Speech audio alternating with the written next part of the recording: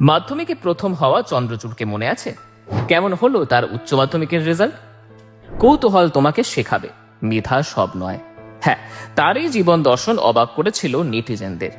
তাই উচ্চ মাধ্যমিকেও তার সাফল্য দেখার অপেক্ষায় ছিল গোটা রাজ্যবাসী। সকলকে চমকে এবারেও কোচবিহারের একমাত্র কৃতি হিসেবে উচ্চ মাধ্যমিকে রাজ্যের মধ্যে চতুর্থ হয়েছে এই বিস্ময় কিশোর। তার কথায়, মাধ্যমিকের পরেই প্রত্যাশার চাপ ছিল প্রচুর, কিন্তু আমি পেরেছি প্রত্যাশা পূরণ করতে, তাতেই ভালো লাগছে। উচ্চ মাধ্যমিকের পাশাপাশি সে নিট পরীক্ষার প্রস্তুতিও নিয়েছিল। নিট পরীক্ষার বাতিল হওয়ার কারণে কিছুটা হতাশ সে, কিন্তু তবুও চূড়ান্ত আশাবাদী চন্দ্রচূড়। আজও তার কাছে লক্ষ্য একটাই, গরিবদের সেবা করতে, সাধারণকে সঠিক চিকিৎসা দিতে চিকিৎসক হওয়া। চন্দ্রচূড়ের এই সাফল্য যেন আবারও মনে করিয়ে দিল, শুধু নম্বর নয়, বড় স্বপ্ন দেখার সাহসটাই মানুষকে আলাদা করে তোলে।